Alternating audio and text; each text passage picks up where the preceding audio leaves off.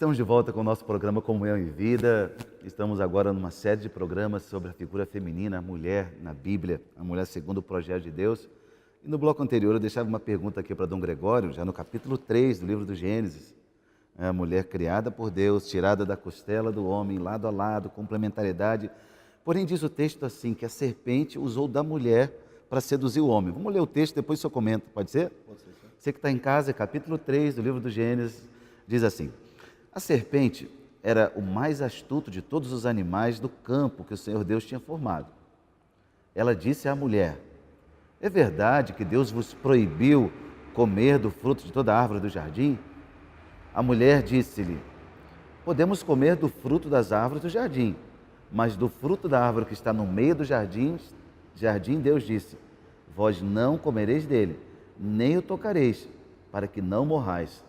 Oh, não, tornou a serpente, vós não morrereis.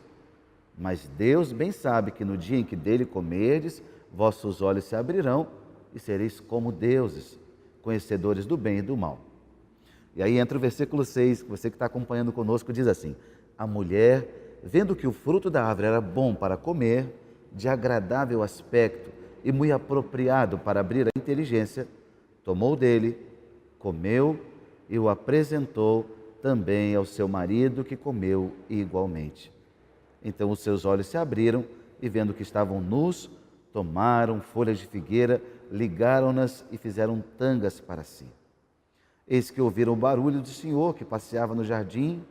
O homem e a sua mulher esconderam-se da face do Senhor Deus no meio das árvores do jardim.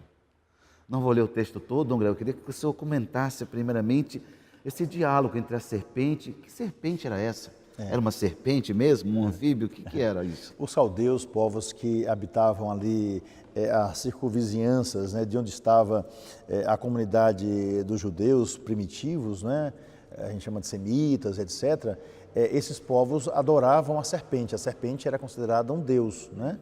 Então, ao colocar a serpente aqui no texto bíblico, né, já estava dizendo o seguinte: aquele que eles adoram, não é, na verdade, não é Deus, né? Então, aquela ali só uma criatura. É uma criatura, aquela ali é uma farsa. Então, primeira coisa.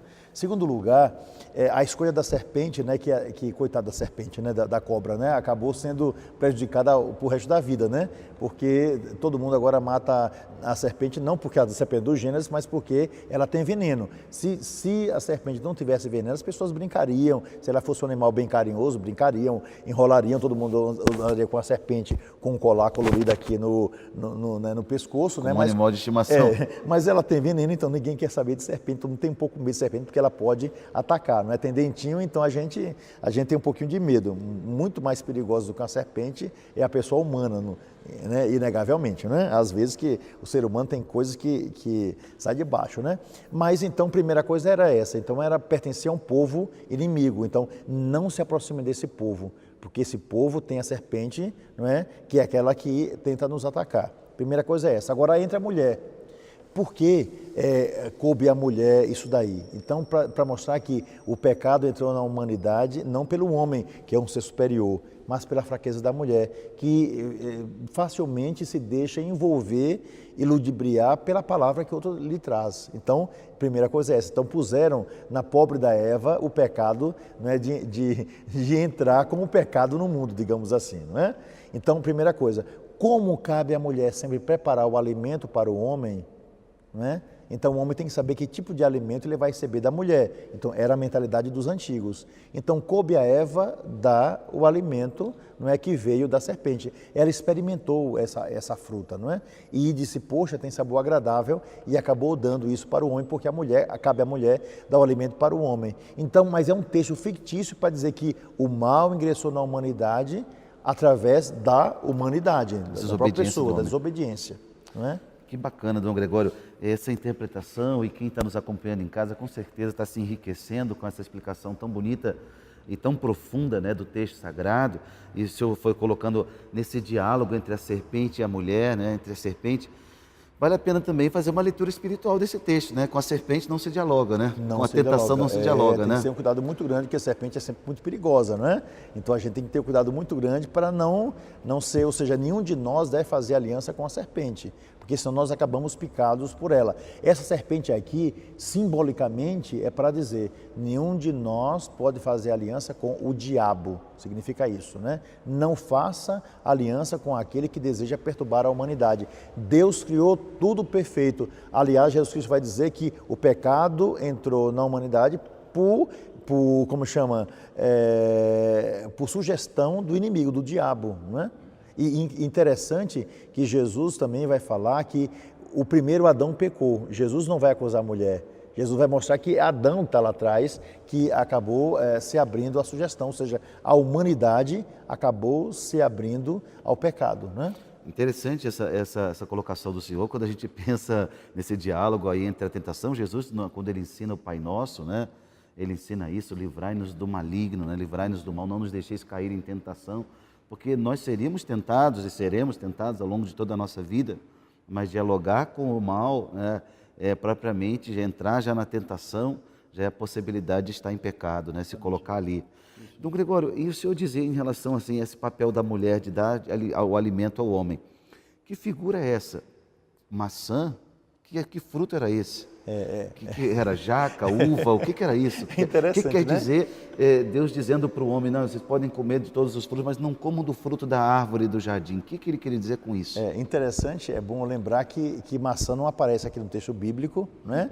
A maçã é uma invenção, porque qual era, digamos, o alimento para o europeu mais comum, não é? Ou então para aqueles povos assim que dão uma beleza. Quando os europeus começaram a fazer as pinturas, etc., tinham que escolher uma fruta. A fruta mais comum que eles tinham, né? A nossa talvez fosse uma manga, banana. Talvez, uma banana, né? Então era maçã, cheirosa, assim por diante. Então puseram a maçã lá, mas no texto bíblico não aparece maçã. Então ninguém pode dizer que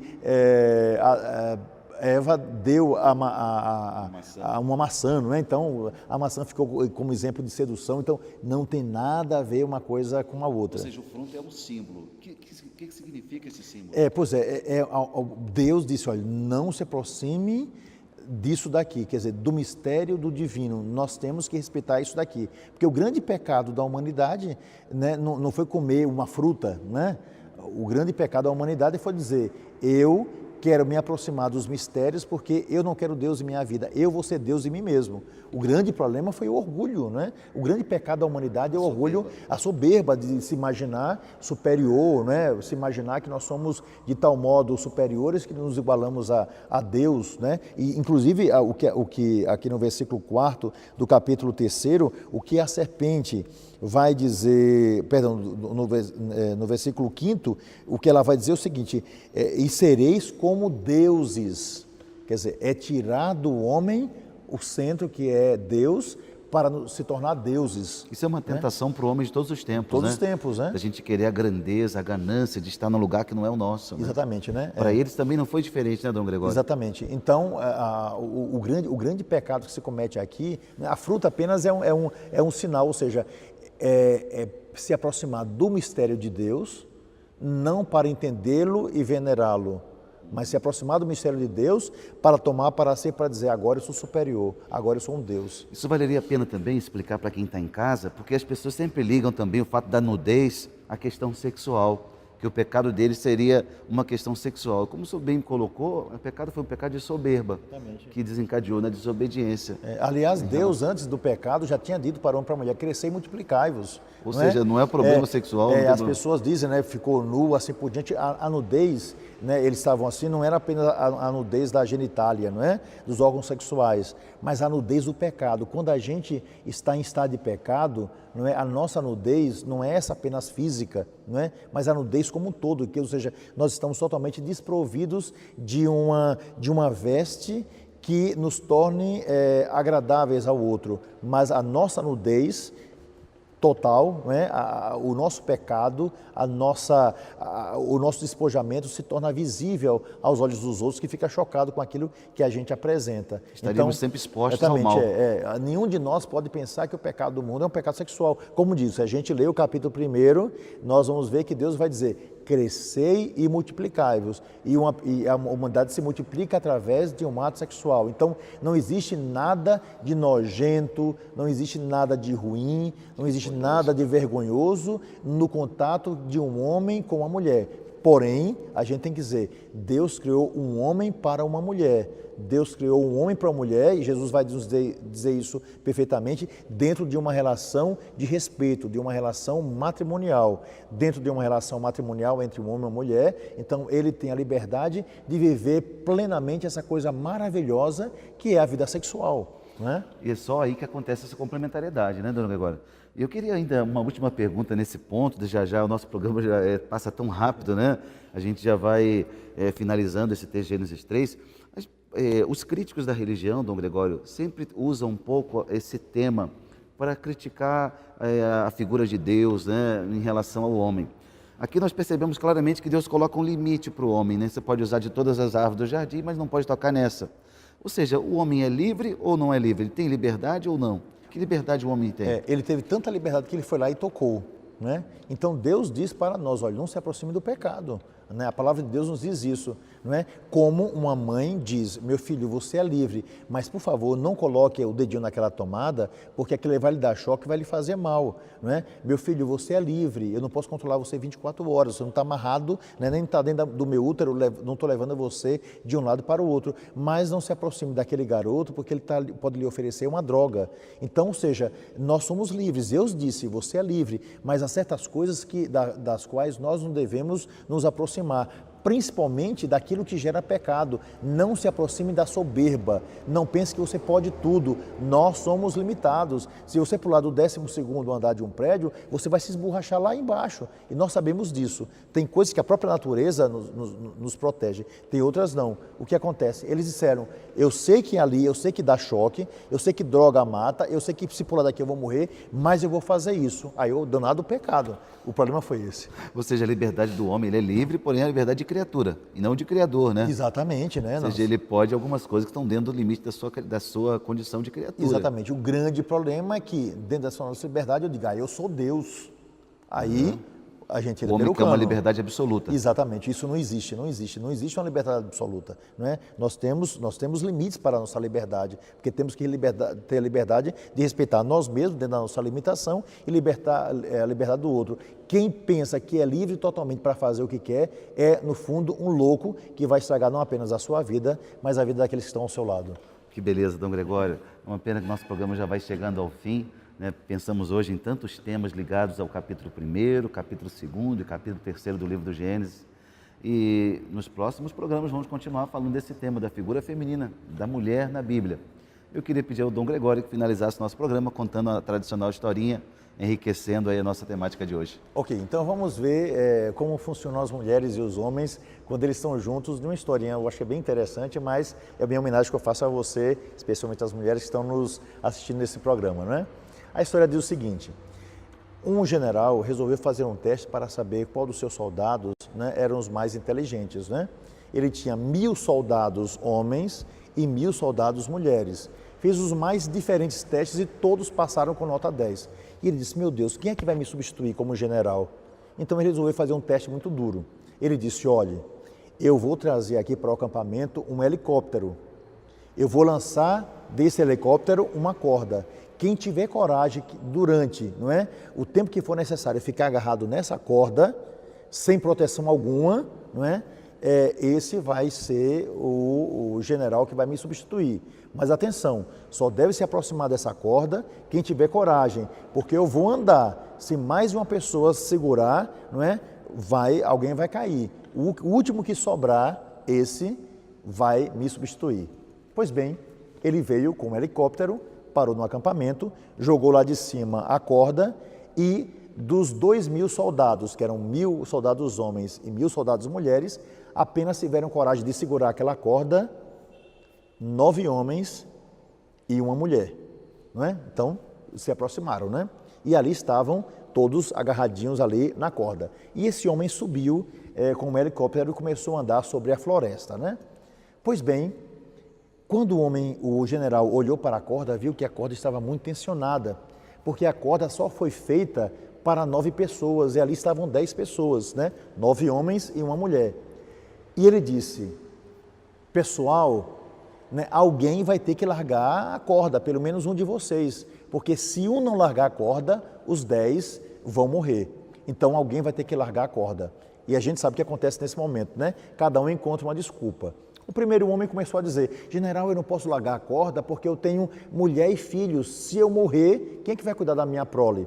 O segundo disse: general, eu tenho uma conta de 100 mil reais com a agiota. Se eu largar essa corda e morrer, eles vão matar meu pai e minha mãe, não posso largar. O terceiro disse: general, eu saí da igreja direto para aqui, não é? E não tive condições de viver minha lua de mel. Eu tenho esse direito, não posso largar a corda. E assim, os 9 homens, cada um foi dando uma desculpa. E a última da corda era uma mulher. E a mulher disse: general, ao longo da história da humanidade, fomos nós mulheres que demos os nossos ventres para que as crianças nascessem. General, ao longo da história da humanidade, nós mulheres sempre fomos inferiores aos homens, eles sempre foram mais inteligentes. General, é natural que eu, como simples mulher, largue essa corda aqui e que os homens sobrevivam, porque ao longo da história da humanidade, né, foram as mulheres que sempre cederam para que os homens pudessem crescer. Minha gente, na hora em que, não é, a mulher disse isso, os 9 homens que estavam em cima começaram a bater palma. E por baterem palma, acabaram esquecendo que não podiam largar a corda e os 9 caíram. Só sobrou aquela mulher. Moral da história: as mulheres são muito mais inteligentes do que nós, não é mesmo, Padre Renato? As mulheres são muito mais superiores a nós pela sua inteligência, pela sua maternidade. Afinal de contas, nós nascemos de uma mulher, né? E na hora crucial da história da humanidade, Deus inclusive escolheu uma mulher para que Jesus nascesse de uma mulher. Então, mulheres, todo o nosso carinho, todo o nosso amor, né? Todo o nosso reconhecimento. E assim, sobre vocês, mulheres, sobre suas casas e sobre seus filhos, eu peço que venha a bênção do céu. O Senhor esteja convosco. Ele está no meio de nós. E abençoe-vos o Deus Todo-Poderoso, Pai, Filho e o Espírito Santo. Amém. Até breve.